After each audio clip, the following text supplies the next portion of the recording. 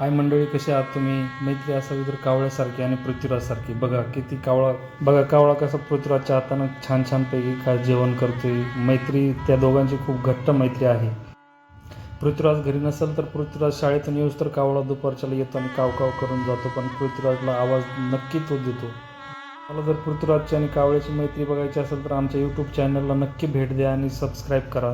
रोज रोज तुम्हाला कावळ्याचे आणि पृथ्वीराजचे नवीन नवीन व्हिडिओ तुम्हाला बघायला भेटतील आणि त्या दोघांची मैत्री कशा प्रकारे आहे, कशी आहे त्या दोघांची घट्ट मैत्री तुम्हाला त्यांच्या रोजच्या व्हिडिओवरून कळेल.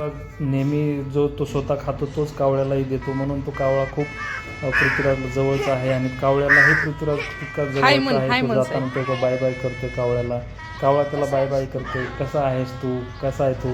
ती दोघांची शब्दभाषा फक्त दोघांनाच समजते.